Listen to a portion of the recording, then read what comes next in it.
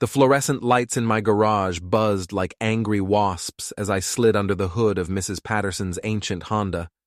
23 years I'd been fixing cars in this cramped space, and the work still gave me peace.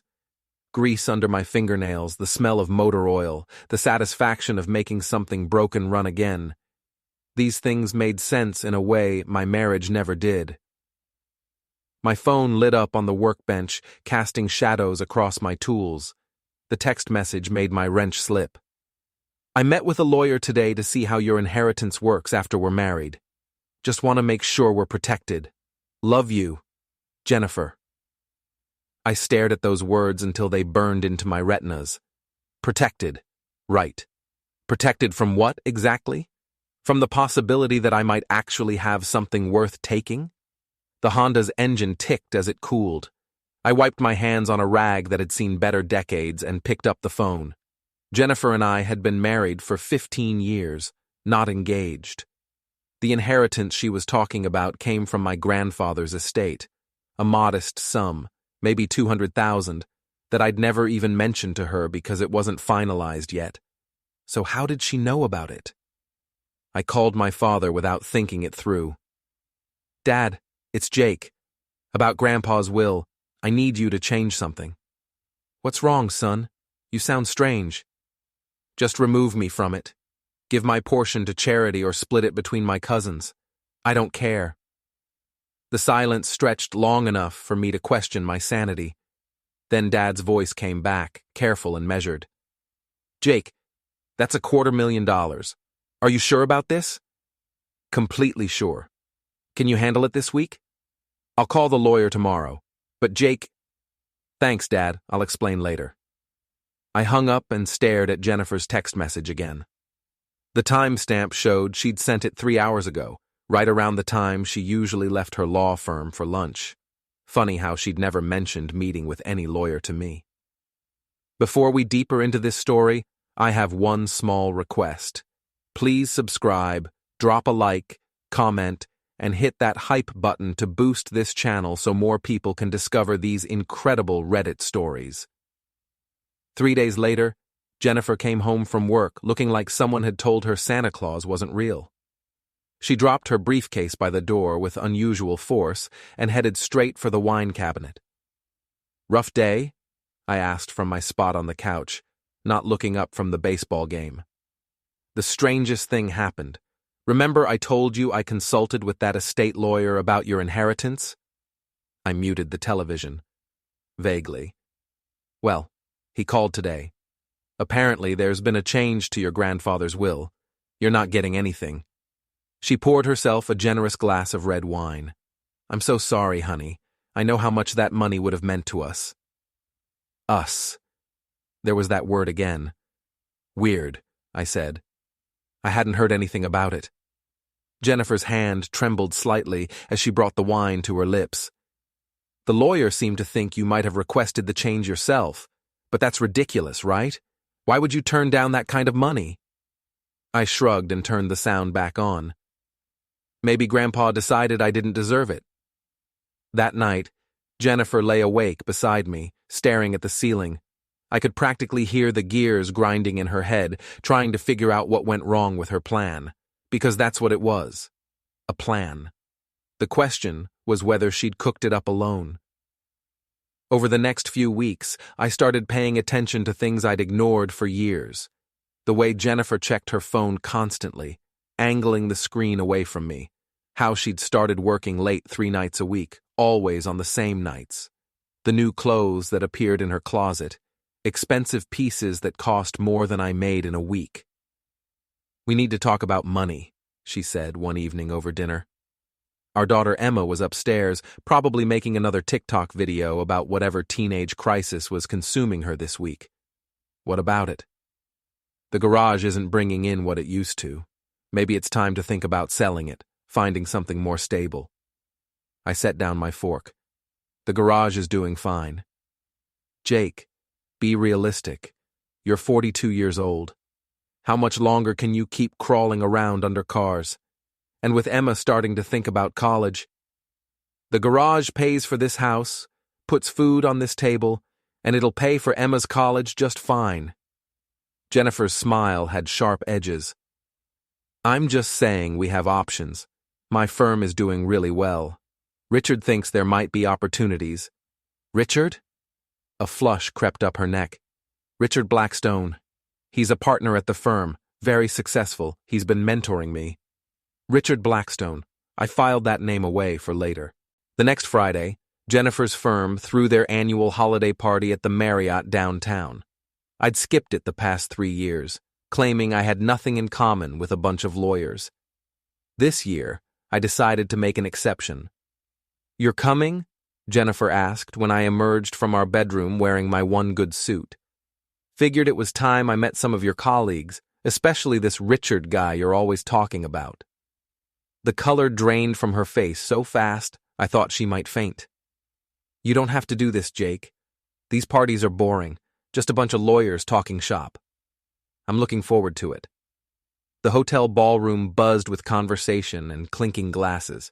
Jennifer introduced me to her colleagues with the enthusiasm of someone showing off a rash. I smiled and shook hands and made small talk about the weather, all while watching my wife's body language. She was nervous, more than nervous, terrified. Jake! A woman's voice cut through the crowd. I can't believe you actually came to one of these things. I turned to see Lisa Morrison approaching with a drink in each hand. Lisa had been Jennifer's best friend since law school, though they'd grown apart over the years. She was also the only person at Jennifer's firm who'd ever treated me like a human being. Lisa, good to see you. You look great. Flatterer. She handed me one of the drinks. Jennifer's been telling everyone you were too busy with the garage to make it tonight. Was she now? Lisa's expression shifted slightly, like she'd caught something in my tone. She's around here somewhere, probably talking to Richard about that big case they're working on. Richard Blackstone? You know Richard? Not yet, but I'd love to meet him. Lisa pointed across the room to where a tall man in an expensive suit was holding court near the bar. Even from a distance, I could see he was the type who'd never had grease under his fingernails or worried about making rent. His hair was perfect, his smile was perfect, and when he laughed, it was the kind of laugh that said he'd never doubted his place in the world. That's him, Lisa said. Fair warning, he's kind of intense. I was halfway across the room when I spotted Jennifer emerging from the ladies' room, checking her phone. She looked up, saw me heading toward Richard, and her face went white. Too late. Richard Blackstone?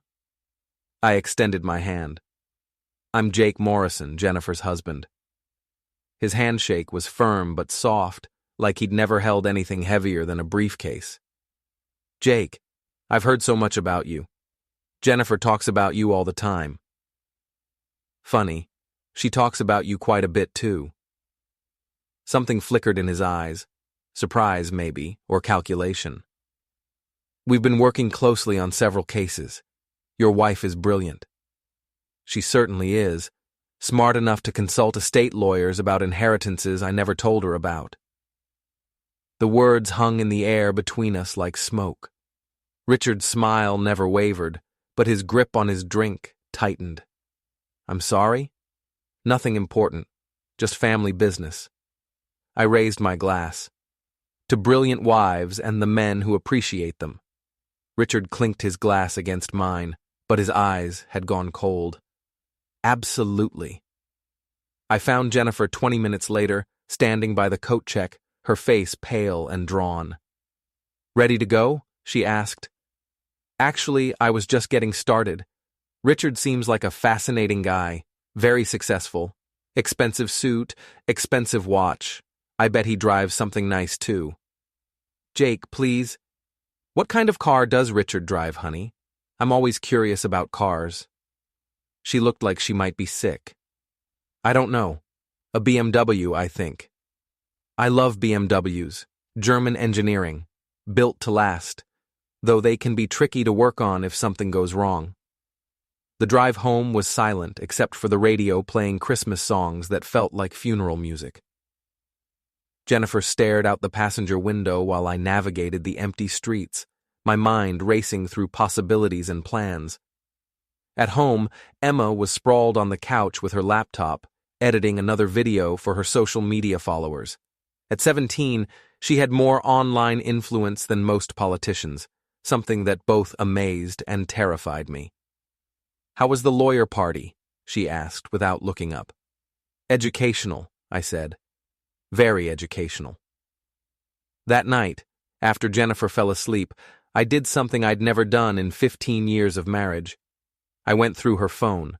The messages were all there, hidden in a thread she'd labeled Work Richard. Months of them, starting innocent enough but quickly escalating into territory that made my stomach turn. Plans for hotel meetings, discussions about my situation and how to handle me, references to my inheritance and what they could do with that money once they figured out how to access it. But the worst part wasn't the betrayal. It was how stupid they thought I was. "Jake doesn't suspect anything," Jennifer had written just 2 days ago. "He's too wrapped up in that garage to notice what's happening right under his nose." Richard's response made my hands shake. Good. The less he knows, the easier this will be. Once we get access to his grandfather's money, we can make our move.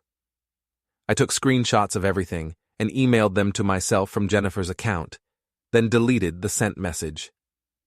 Old habit from my army days. Always have backup documentation. By the time I put her phone back on the nightstand, my hands were steady again. The hurt was still there, burning in my chest like acid, but it was wrapped in something colder now, something that felt like purpose. Jennifer stirred beside me, mumbling something in her sleep. I looked down at her face, relaxed and peaceful, and tried to remember when I'd stopped loving her. Maybe it was gradual, so slow I never noticed. Or maybe it happened all at once, tonight, reading those messages. Either way, it didn't matter now. I had work to do. The next morning, Jennifer left for work early, claiming she had a breakfast meeting. I waited until her car disappeared around the corner, then called my sister. "Amy, I need a favor." "It's 7 in the morning, Jake. This better be good." Amy lived 3 states away, but we'd always been close. She was 2 years younger than me, twice as smart, and had inherited all the family's common sense. If anyone could help me think through this mess, it was her.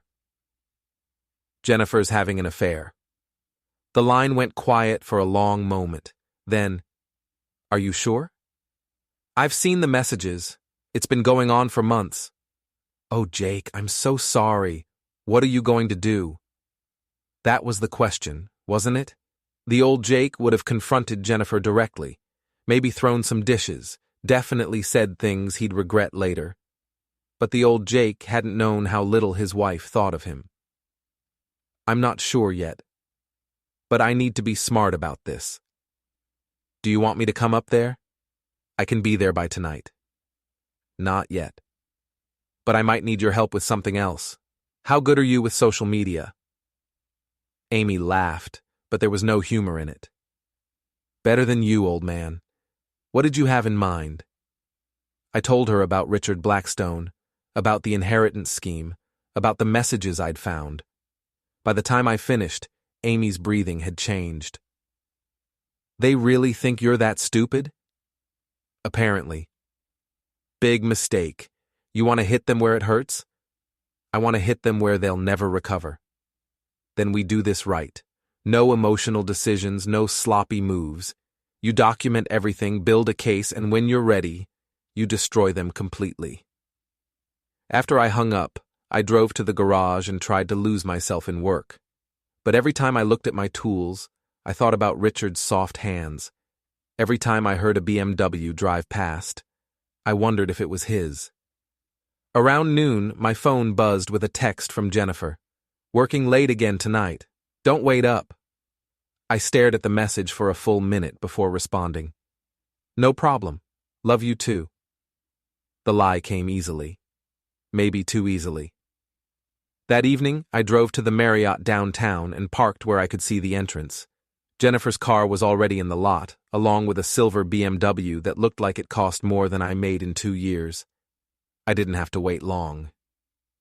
They emerged together at 8:30, Jennifer laughing at something Richard had said. He had his hand on the small of her back, possessive and casual, like he'd done it 1,000 times before. They separated at their cars with a kiss that lasted long enough to make my point. This wasn't some emotional affair born out of loneliness or neglect. This was calculated, deliberate, and they were enjoying every minute of it. I followed Richard's BMW to an upscale neighborhood about 10 minutes from the hotel. He pulled into the driveway of a house that probably cost more than I'd make in a lifetime. Motion sensor lights illuminated a perfectly manicured lawn and a 3-car garage. Through the front window, I could see him moving around inside, pouring himself a drink, loosening his tie. Living his perfect life in his perfect house, probably planning how to spend my grandfather's money. I sat in my truck for 20 minutes, watching and thinking. Then I drove home. Jennifer was already in bed when I got there, pretending to be asleep. I could tell by her breathing that she was awake, probably wondering where I'd been. Let her wonder. The next few days fell into a routine. Jennifer would work late, meeting Richard at hotels or his house. I would follow, document, and plan. I took photos of their cars together, screenshots of their messages, notes about their schedules. But I also started doing other things. Richard's BMW was beautiful. Midnight blue with leather interior and all the bells and whistles. It was also surprisingly easy to access if you knew what you were doing. A coat hanger, a little patience, and years of experience with automotive locks were all it took. I didn't damage anything. That would have been too obvious, too crude. Instead, I made small adjustments. Loosened a few bolts on his exhaust system so it would rattle, adjusted his mirrors so they'd be slightly off, programmed his radio to a country music station, and turned the volume all the way up. Petty? Absolutely. Satisfying? More than I cared to admit. The real work happened online. Amy had been busy, creating fake social media accounts and gathering information about Richard's business dealings. What we found was interesting. Richard Blackstone wasn't quite the golden boy he pretended to be. His law firm was struggling, hemorrhaging clients to bigger competitors. He'd been passed over for senior partner twice in the past 3 years. His perfect house was mortgaged to the hilt, and his perfect lifestyle was funded by credit cards and loans. No wonder he was interested in my inheritance. "He's desperate," Amy told me during one of our nightly phone calls. "Men like that are dangerous when they're cornered." Good thing I'm not planning to corner him. I'm planning to destroy him. Amy was quiet for a moment. "Jake, I need to ask you something, and I want you to be honest. How far are you willing to take this?" It was a fair question. A month ago, I would have said I'd never deliberately hurt another person, no matter what they'd done to me. But that was before I'd seen those messages. Before I'd watched my wife kiss another man in a hotel parking lot. Before I'd realized that the woman I'd loved for 15 years thought I was too stupid to live. "As far as it takes," I said. The opportunity came sooner than I expected.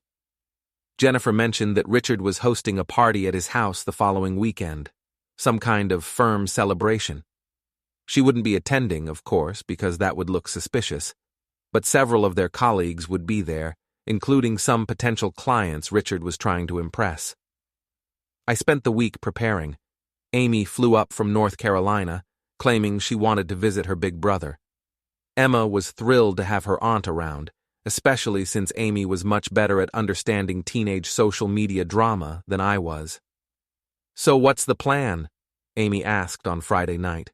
We were sitting in my garage, sharing a 6-pack and going over the details one more time. Simple. We give Richard's party guests something to talk about.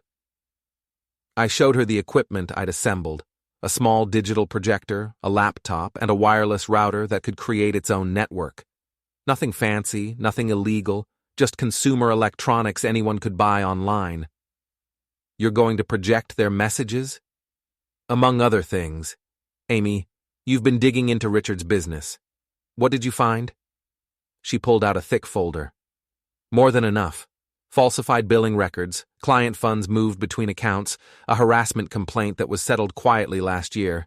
This guy's been skating on thin ice for a while. And if that ice were to crack at exactly the wrong moment, he'd drown. Amy grinned. I like it. But Jake, once we do this, there's no going back. Jennifer's going to know it was you. Good. I want her to know. Saturday night, Richard's party was in full swing by the time we arrived.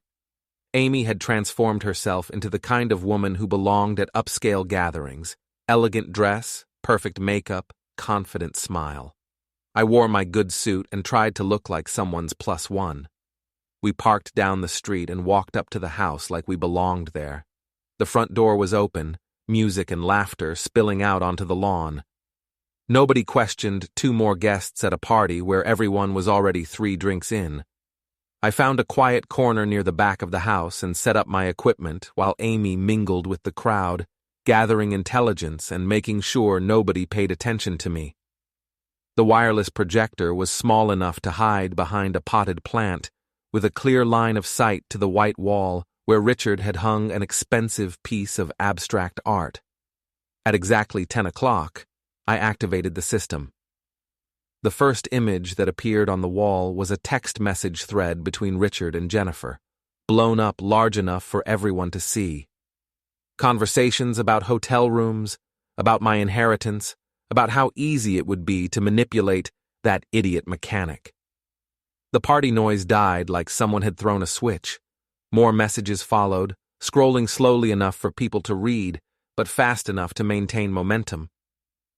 Richard's voice cut through the silence, demanding to know what was happening.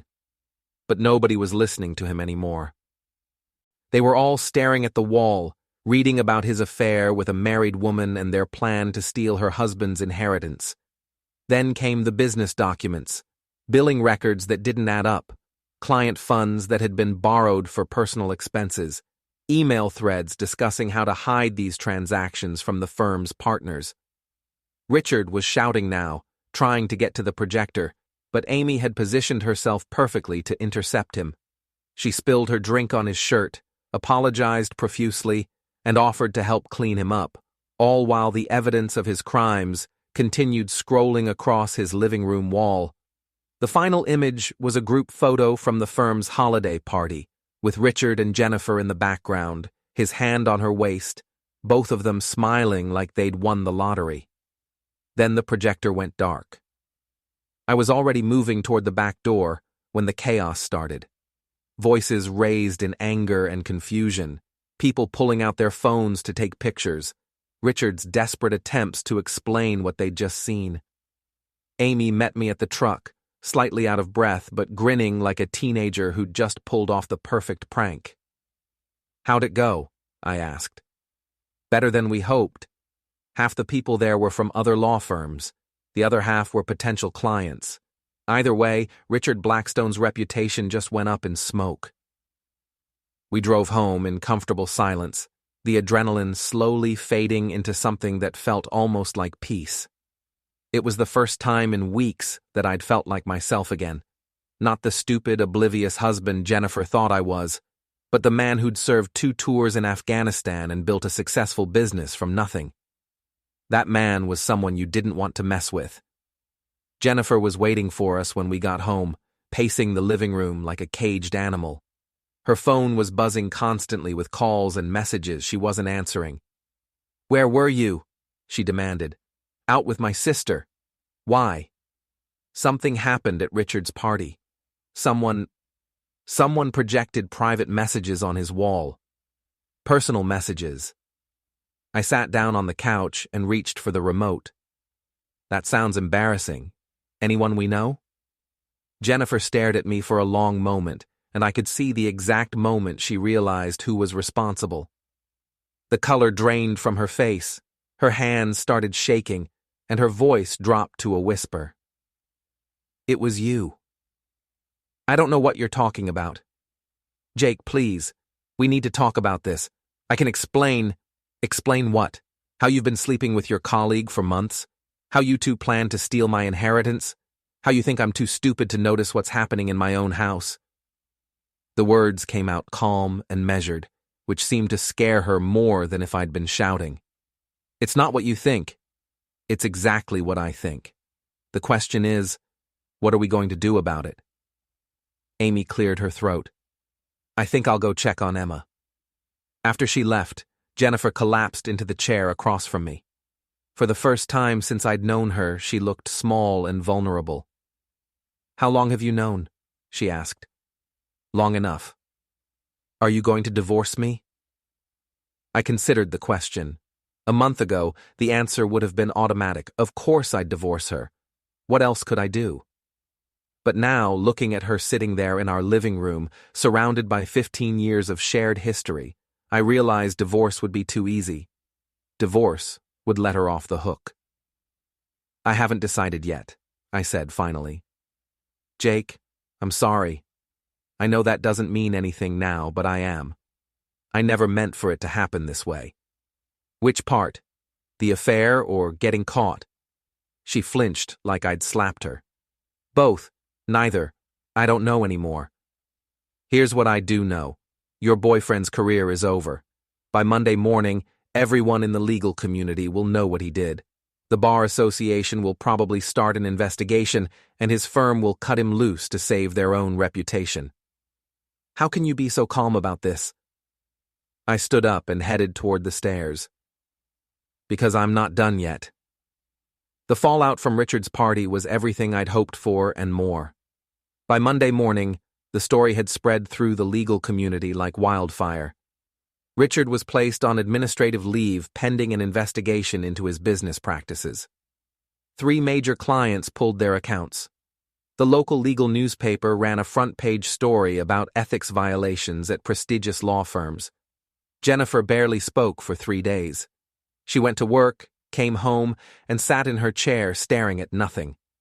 I almost felt sorry for her until I remembered those text messages. Dad, what's wrong with Mom? Emma asked me on Wednesday evening. She's been acting weird all week. Just work stress, I said. She'll be fine. Emma studied my face with the intensity only teenagers could muster. At 17, she had her mother's intelligence and my stubborn streak, plus an intuition that sometimes scared me. This is about that guy Richard, isn't it? Mom's been weird ever since his party. I kept my expression neutral. Why would you think that? Because I'm not stupid. Mom's been working late all the time, buying new clothes, acting guilty about everything. Plus, I saw the messages. My heart stopped. What messages? On her phone. A few weeks ago, she left it on the kitchen counter and it kept buzzing. I was going to tell her, but then I saw the name on the screen. Work, Richard, at 10 o'clock at night. Please. Emma had known about the affair before I did. The thought made me feel sick and proud at the same time. What are you going to do? She asked. I'm handling it. Good. Mom thinks she's so smart, but she's not as clever as she believes. Neither is her boyfriend. That night, after Jennifer went to bed early with a headache, I sat in my garage and tried to plan my next move. Richard was finished, that much was certain. But Jennifer was a different problem. She was smarter than Richard, more careful, and she knew me better than anyone. She also knew I was responsible for what happened at the party. My phone rang at 11:30. Lisa Morrison's name appeared on the screen. Jake, I hope I'm not calling too late. Not at all, what's up? I need to talk to you, in person. Are you free tomorrow for lunch? Something in her tone made me sit up straighter. Sure, where? That diner on 5th Street, noon. She hung up before I could ask any questions. I arrived at the diner 15 minutes early and chose a booth in the back where we could talk privately. Lisa showed up right on time, looking nervous and tired. Thanks for meeting me, she said, sliding into the seat across from me. No problem. You sounded upset on the phone. Lisa ordered coffee and spent a full minute stirring sugar into it before she spoke again. I need to tell you something about Jennifer and Richard. Something you might not know. I'm listening. The affair. It wasn't Richard's idea. It was mine. I stared at her, trying to process what she'd just said. What do you mean? I mean, I set it up. I introduced them at a firm event last year, made sure they worked on cases together, even suggested they meet outside the office to discuss strategy. I orchestrated the whole thing. The coffee in my stomach turned to acid. Why? Lisa's hands were shaking as she reached into her purse and pulled out a thick manila envelope. Because 5 years ago, you ruined my life. The envelope contained documents I recognized, financial records from Morrison and Associates, the small accounting firm Lisa had worked for before she went to law school, the firm that had hired me to upgrade their computer system, the firm where I'd discovered someone was embezzling client funds and reported it to the owner. You remember now? Lisa said, watching my face. I remembered. The owner, David Morrison, Lisa's uncle, had been devastated when I showed him the evidence. $60,000 missing over 8 months, hidden in fake expense reports and dummy invoices. He'd trusted his employees like family, and someone had betrayed that trust. The embezzler was never prosecuted, I said slowly. Because it was me.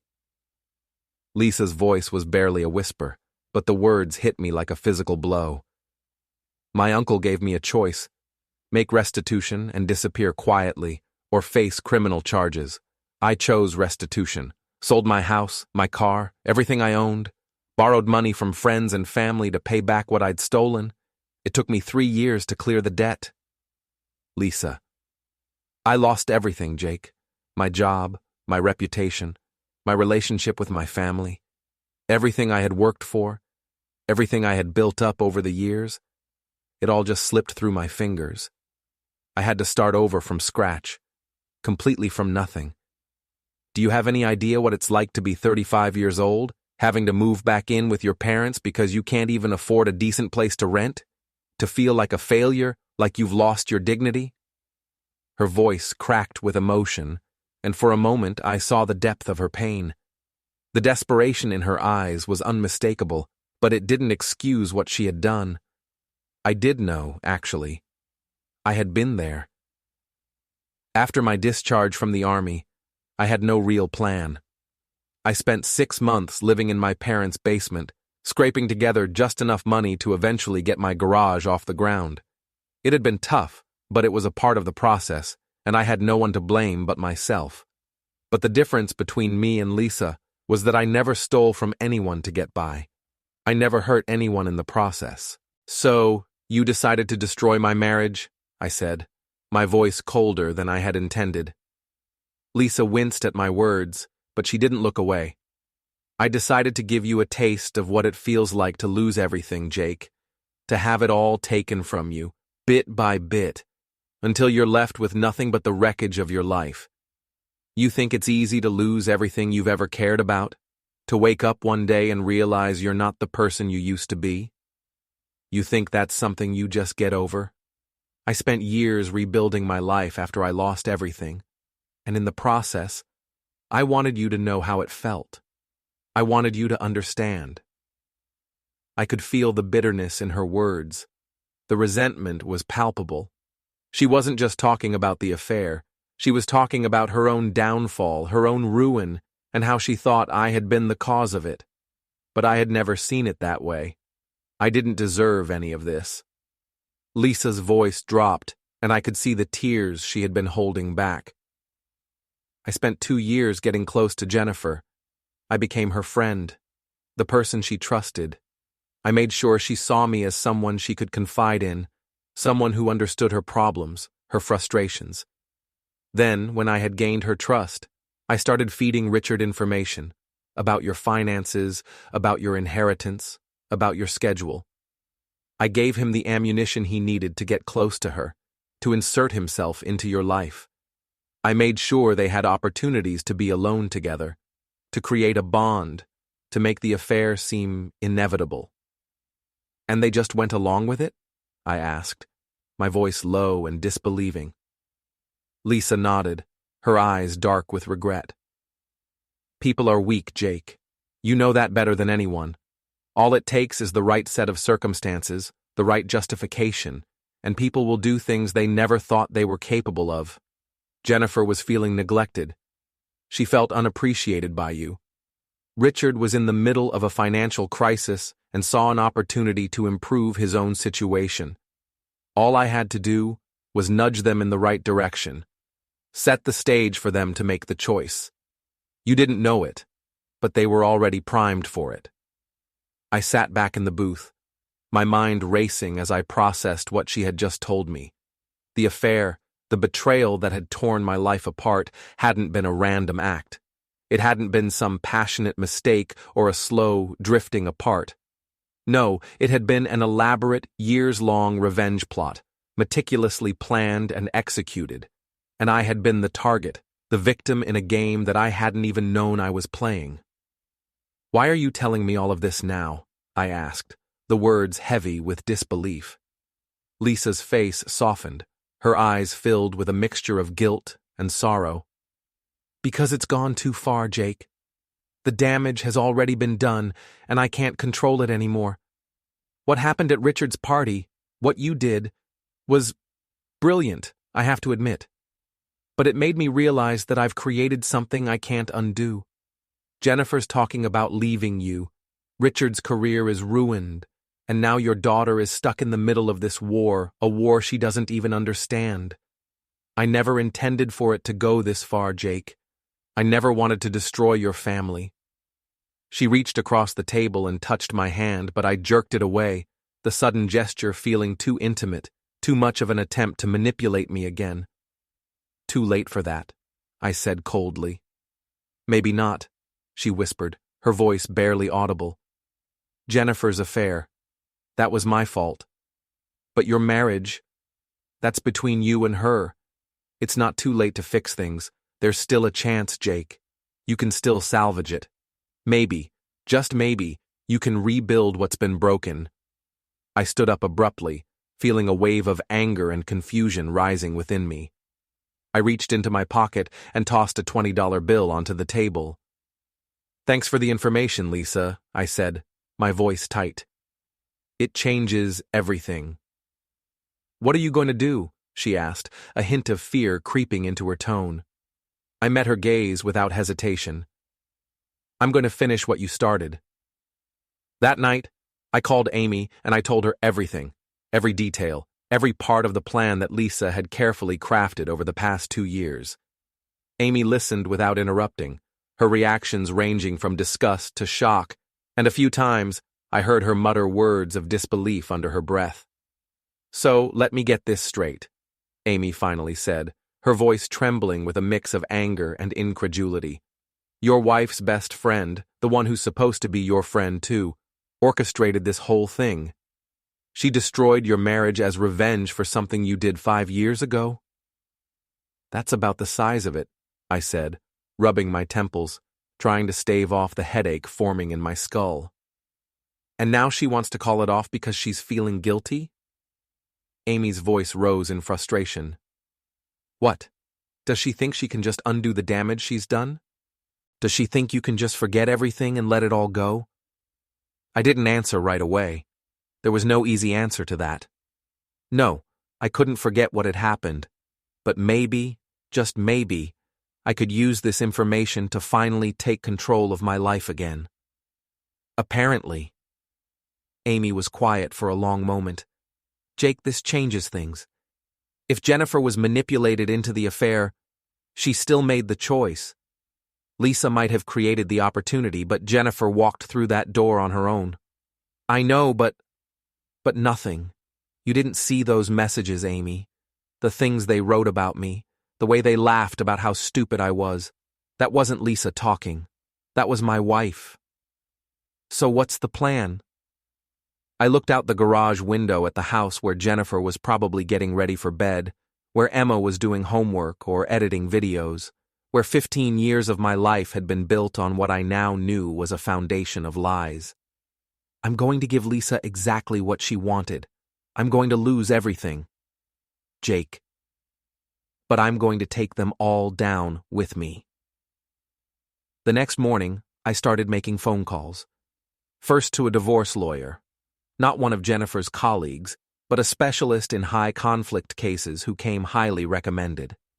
then to a private investigator who could document everything I'd discovered.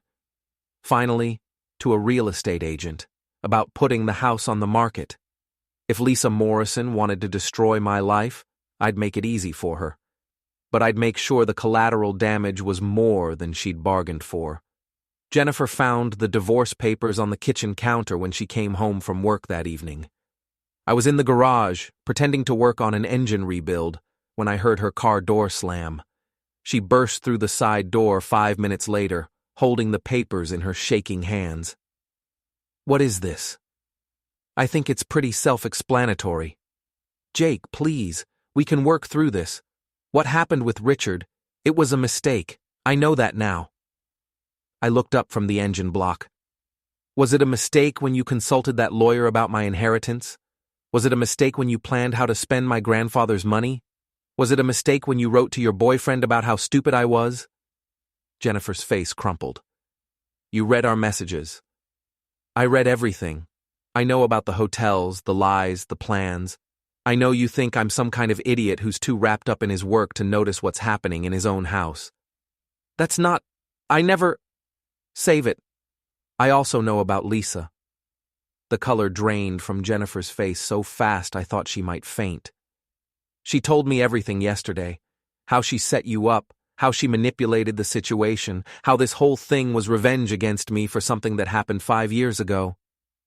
Jennifer sank into the plastic chair I kept by my workbench. "Oh, God.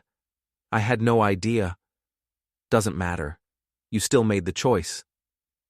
"Jake, if Lisa was manipulating us, then you were both idiots. But you were willing idiots. Nobody forced you to have an affair. Nobody forced you to plan how to steal from me. You did that all by yourselves." I went back to work on the engine, letting the silence stretch between us. Jennifer sat in that chair for 20 minutes, occasionally starting to say something but never finding the words. Finally, she stood up. "What about Emma? What about her?" "She's 17, Jake, her senior year. We can't put her through a messy divorce right now." I looked up from my work. "You should have thought about that before you started sleeping with Richard." "Please, can we at least try counseling, for Emma's sake?" "No." "Jake, the papers give you 30 days to find somewhere else to live. I suggest you start looking." After she left, I sat in the garage for a long time, surrounded by the tools and machinery that had been my refuge for 23 years. Tomorrow, I'd start the process of selling everything. The house, the business, maybe even the garage. Lisa Morrison wanted me to lose everything? Fine. I'd lose it all, but I'd make sure she lost just as much. I picked up my phone and scrolled through my contacts until I found the number for David Morrison, Lisa's uncle. It was time for him to learn the truth about what his niece had been doing with her law degree. David Morrison agreed to meet me at his office the next morning. He was in his 70s now, mostly retired, but still keeping an eye on the accounting firm that bore his name. When I walked into his office, he looked exactly as I remembered. Sharp eyes, careful handshake, the bearing of a man who'd built something lasting through decades of honest work. "Jake Patterson," he said, gesturing to a chair across from his desk. "I have to admit, I was surprised to get your call. I appreciate you seeing me on such short notice, Mr. Morrison. Please call me David. It's been 5 years since that business with my firm? I never properly thanked you for what you did. Discovering that embezzlement saved us from a much worse situation." I opened the folder I'd brought and spread Lisa's confession across his desk. Not the original conversation, but a detailed summary I'd written immediately afterward, along with supporting evidence I'd gathered. "I think you should know what your niece has been doing since then." David's expression grew more grim with each page he read. When he finished, he sat back in his chair and stared at the ceiling for a long moment. "Lisa did all this? The affair, the manipulation, the revenge plot? She admitted it to me yesterday. Said she wanted me to feel what it was like to lose everything." "And your wife? Your marriage?" "Probably over. Even if Lisa manipulated the situation, Jennifer made her own choices. But that's not why I'm here." David leaned forward. "What do you want, Jake?" I want Lisa to face consequences for what she's done. Real consequences, not just guilt and regret. What kind of consequences? I pulled out another set of documents, copies of everything Amy had helped me gather about Lisa's current life. Her law practice, her clients, her professional associations, her carefully rebuilt reputation. The kind that matter to someone who spent 5 years clawing their way back to respectability. David studied the papers, his expression unreadable. Finally, he looked up at me. You want me to destroy my niece's career. I want you to make sure the legal community knows who they're dealing with. Lisa Morrison isn't just someone who made a mistake 5 years ago. She's someone who spent 2 years planning and executing a revenge plot that destroyed multiple lives. That's not the kind of person who should be practicing law. And if I refuse? Then I'll do it myself. But I thought you deserved the chance to handle it within the family first. David was quiet for a long time, staring at the evidence spread across his desk. When he finally spoke, his voice was tired. I gave Lisa a second chance 5 years ago because she was family. I thought she'd learned from her mistakes. Some people don't learn. They just get better at hiding. What she did to you, to your family, it's unconscionable.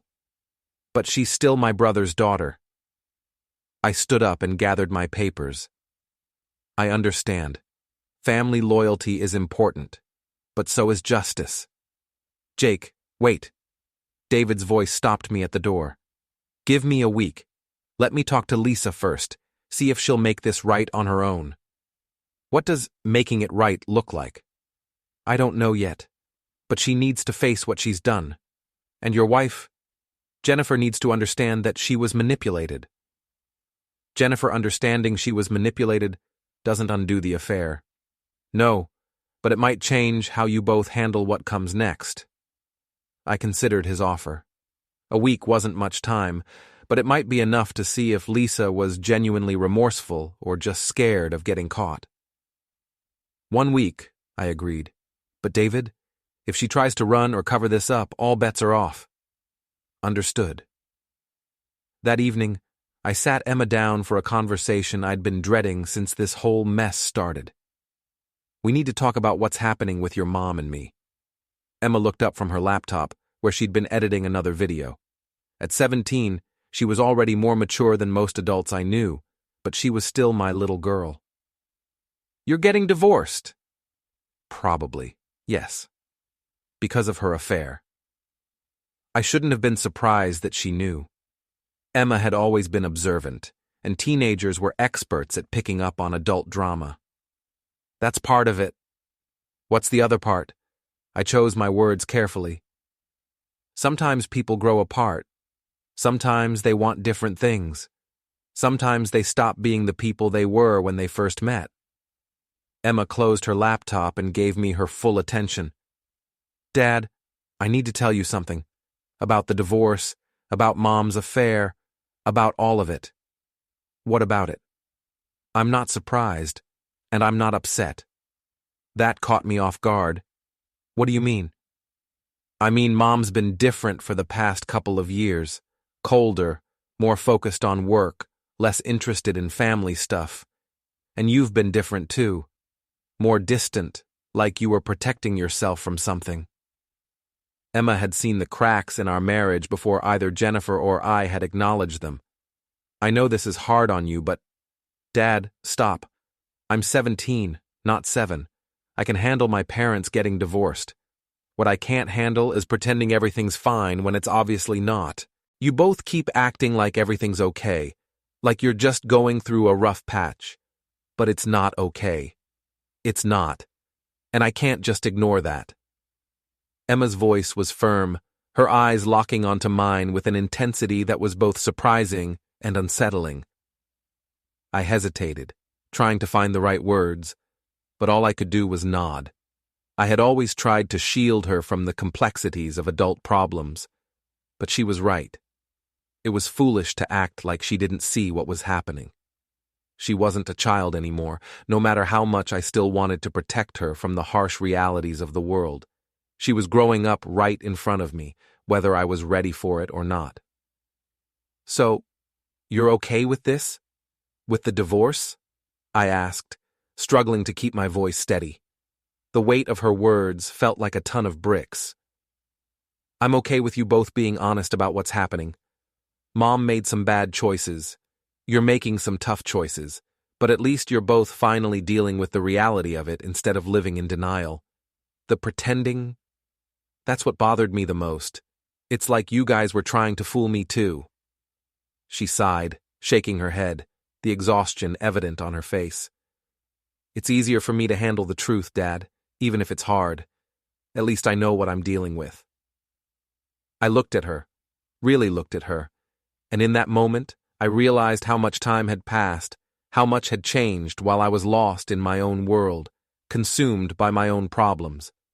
The little girl who used to help me out in the garage, who would watch in awe as I fixed engines, had grown into a young woman with a voice of her own.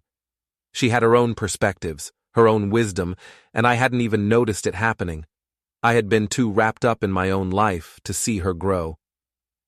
"There's something else," Emma said, her tone turning more serious. "About Mom's friend Lisa." I raised an eyebrow, unsure of where she was going with this. "What about her?" Emma leaned forward slightly, her eyes narrowing in thought. "I never liked her. There was always something off about the way she acted around you, like she was studying you or something. You know, watching you closely as if she was trying to figure you out or get something from you. And the way she pushed Mom to go out more, to network with people from the firm, it just felt wrong. Manipulative almost, like she was controlling things from behind the scenes."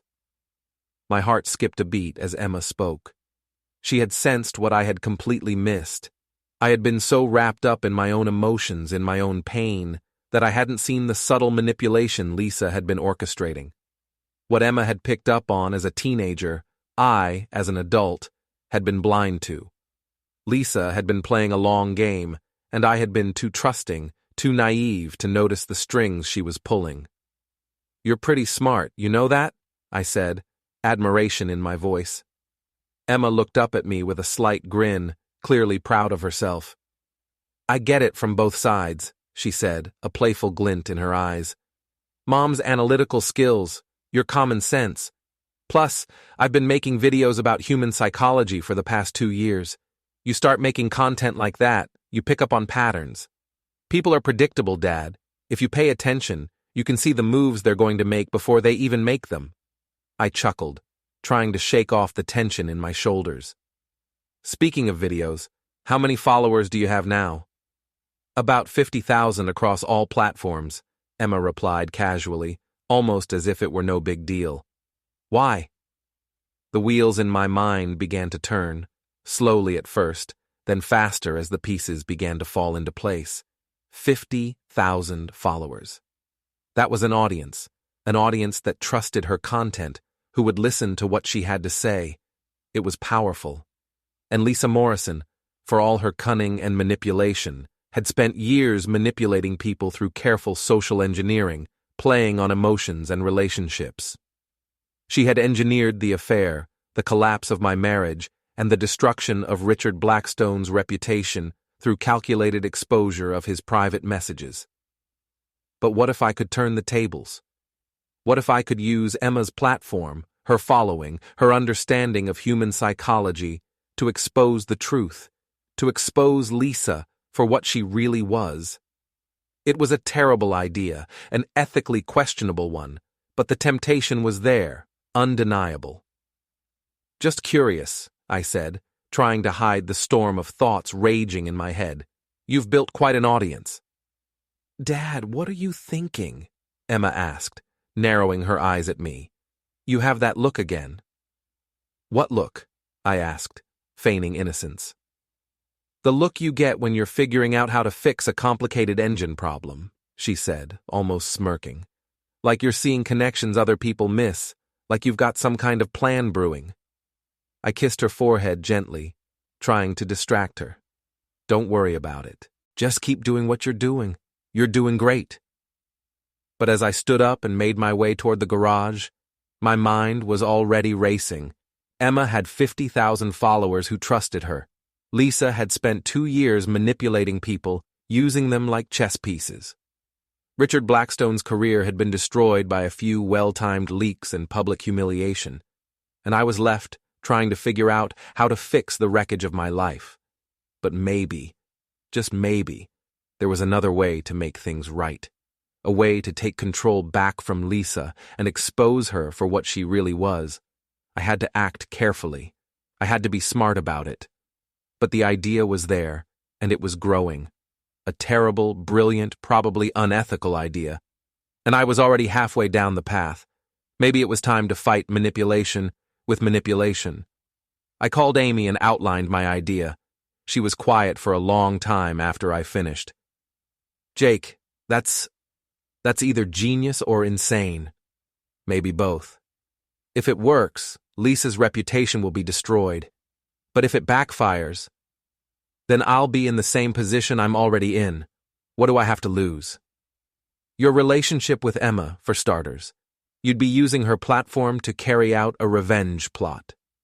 I'd be giving her the chance to expose someone who manipulated her family. There's a difference. Amy sighed. I hope you know what you're doing. So do I. The next morning, I presented the idea to Emma. I told her everything about Lisa's confession, about the years-long manipulation, about the revenge plot that had torn our family apart. So, Lisa Morrison orchestrated Mom's affair as payback for something you did 5 years ago? Something I did right 5 years ago. I reported financial crimes. That's not something I should be punished for. Emma was quiet for several minutes, processing the information. Finally, she looked up at me. What exactly are you asking me to do? I'm asking you to tell the truth. To your audience. To the world. Lisa Morrison is a lawyer who spent 2 years manipulating and destroying people's lives for revenge. That's something people should know. And if I do this, it'll ruin her career. Probably. Good. Emma's voice was cold in a way I'd never heard before. Someone who would destroy a family for revenge doesn't deserve to practice law. Emma, Dad, she didn't just hurt you and Mom. She hurt me too. This divorce, the fighting, the stress of the past few months, that's all on her. She decided my family was acceptable collateral damage in her revenge plot. I saw myself in Emma's expression. The same cold calculation, the same willingness to do whatever was necessary to protect the people we loved. Are you sure about this? Completely, but we do it right. Professional, factual, no emotional manipulation. Just the truth, presented clearly and backed up with evidence. When? Emma smiled, and for the first time in weeks, it reached her eyes.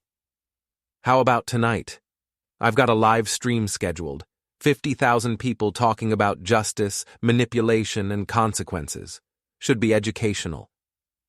That evening, I watched my 17-year-old daughter destroy Lisa Morrison's life with the precision of a surgeon and the ruthlessness of a general. She presented the facts clearly and calmly, walking her audience through the timeline of events, the evidence of manipulation, and the consequences for everyone involved. She didn't ask for revenge or vigilante justice. She simply asked her followers to consider whether someone who would orchestrate such a plot should be trusted with the responsibilities of legal practice. The response was immediate and overwhelming. Within an hour, the stream had been shared thousands of times. By midnight, Lisa Morrison was trending on multiple platforms. By morning, the story had been picked up by local news outlets and legal blogs. Lisa's law practice received hundreds of calls and emails. The State Bar Association announced an investigation.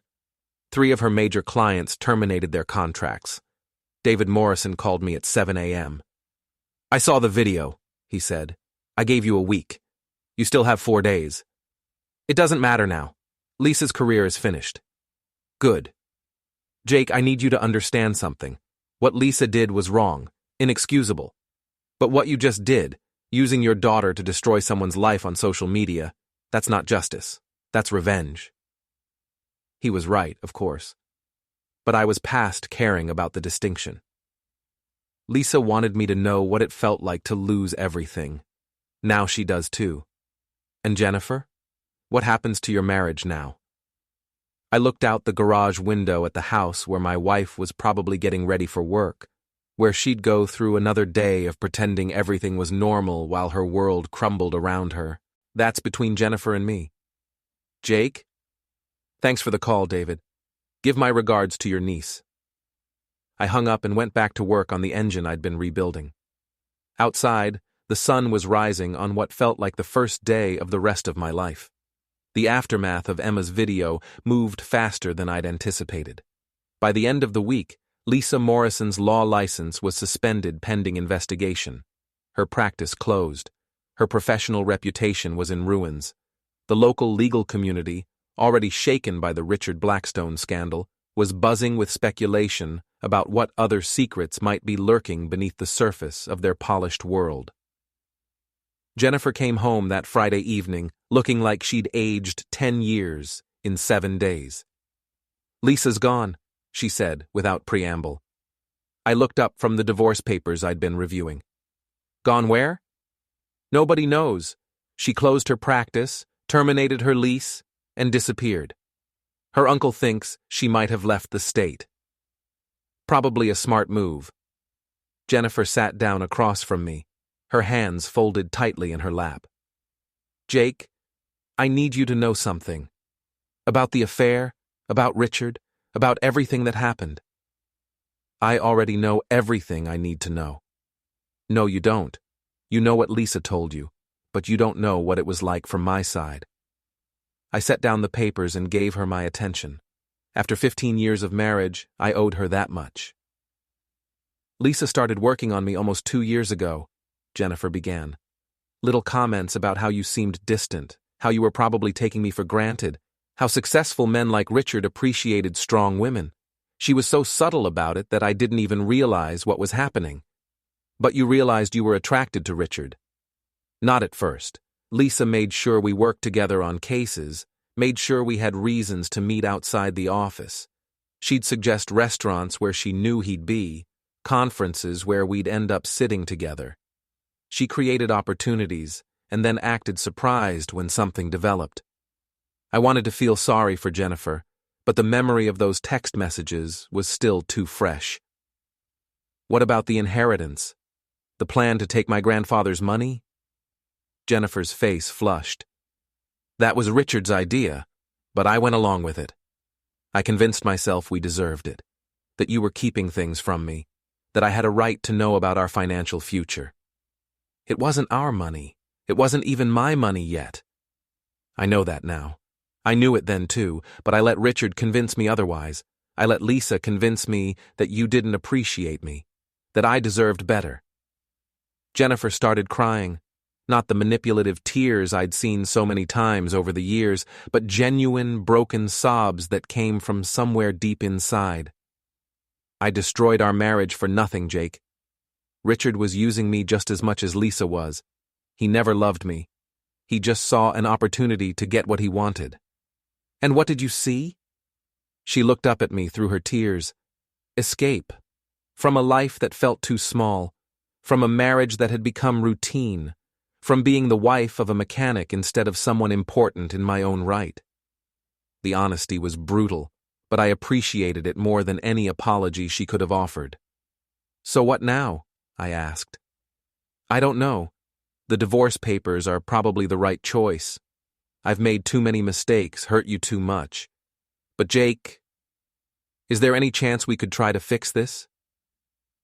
I considered the question seriously. A month ago, the answer would have been automatic. Of course we should try to save our marriage. We had 15 years together, a daughter, a shared history. But that was before I'd seen how little she thought of me, before I'd watched her kiss another man in a parking lot, before I'd realized that the woman I'd loved had been willing to steal from me. "I don't think so," I said finally. "Because of the affair?" "Because of who you became during the affair. The woman who wrote those messages about me, who planned to take money that wasn't hers, who thought I was too stupid to notice what was happening. I don't know that woman, and I don't want to be married to her." Jennifer nodded slowly, accepting the verdict. What about Emma? Emma's almost 18. She can choose where she wants to live, who she wants to spend time with, but Jennifer, she already knows everything. About the affair, about Lisa, about the divorce. She's handling it better than either of us. She's a remarkable kid. She is. And she deserves better than parents who lie to each other and pretend everything's fine when it's not. We sat in silence for a few minutes, 15 years of marriage dissolving into practical arrangements and legal documents. There's something else, Jennifer said. About Richard. What about him? He's been calling me, texting me, trying to get me to help him salvage his reputation. He wants me to say the affair was my idea, that I seduced him, that he was the victim of manipulation too. Are you going to do it? No. Richard made his own choices just like I did. We both have to live with the consequences. I felt a flicker of respect for her, the first I'd felt in months. The house is going on the market next week, I told her. You'll get half of everything, minus what you spent on hotels and gifts for Richard. I've documented all of that. That's fair. I'm also selling the garage. Jennifer looked surprised. Why? You love that place. Too many memories. Time for a fresh start. What will you do? Amy's been after me to move to North Carolina, maybe start a new shop down there. Emma's already talking about colleges in the South. Might be time for a change of scenery. And Emma's okay with that? Emma's okay with whatever makes me happy. She says she's proud of how I handled everything. Jennifer smiled through her tears. She should be. You could have destroyed me completely, Jake. You had every right to, and you had the means. But you didn't. I destroyed the people who deserved it. You made mistakes, but you're not evil. Lisa Morrison is evil. Richard Blackstone is evil. You're just someone who got lost for a while. Thank you for that. Don't thank me yet. The divorce is still going to be messy, and there are going to be consequences for what you did. Your reputation, your career, your relationships, all of that is going to take time to rebuild. I know. But at least I'll be rebuilding something real instead of living a lie. After Jennifer went upstairs, I walked out to my garage and looked around at the space that had been my sanctuary for over 2 decades. The tools, the equipment, the half-finished projects, all of it would be gone soon, sold to someone else who needed a place to fix broken things. Emma found me there an hour later, sitting on my workbench and drinking a beer. Mom told me about the conversation, she said. How do you feel about it? Relieved, mostly. You two have been miserable for months. At least now you can both start figuring out what comes next. And you're really okay with moving to North Carolina? Emma grinned. Are you kidding? Aunt Amy lives near the Research Triangle. Do you know how many tech companies are down there? How many opportunities for someone with a social media following and an interest in digital marketing? So this works out for you. This works out for all of us, Dad. You get a fresh start, Mom gets a chance to rebuild her life, and I get to go to college somewhere warm. I pulled my daughter into a hug, marveling at how much wisdom she'd packed into 17 years. I'm proud of you, I told her, for how you handled everything, for the video you made, for being stronger than your old man. I learned from the best. You taught me that sometimes you have to fight for what's right, even when it's hard. I also taught you that revenge can be more satisfying than justice. Emma pulled back and looked at me seriously. Maybe, but justice lasts longer than revenge. Lisa Morrison got what she deserved. Richard Blackstone got what he deserved. Mom's getting what she deserves. And you're getting what you deserve, a chance to start over. What do I deserve? Happiness, respect, a life where people don't lie to you or take you for granted. Emma smiled. Plus, Aunt Amy says North Carolina has great barbecue. Well, when you put it like that. We stood together in the garage, surrounded by the tools and memories of my old life, planning the details of our new one. Outside, the sun was setting on what had been the longest, hardest, most transformative period of my life. Tomorrow, I'd start the process of selling everything and moving on.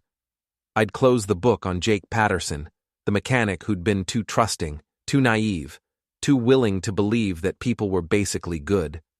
But tonight, I was content to sit with my daughter and think about the future, about barbecue and fresh starts and the satisfaction of knowing that sometimes, just sometimes, the good guys actually win, even when they have to become the bad guys to do it. The last text message I sent that night was to Amy. Start looking for garage space in North Carolina. We're coming home. Her response came back immediately. About time, big brother. About time. I turned off the lights in my garage, locked the door, and walked toward the house where my family was sleeping. Tomorrow would bring lawyers and real estate agents and the complicated process of untangling 15 years of shared life. But tonight, for the first time in months, I slept peacefully. The war was over and I'd won.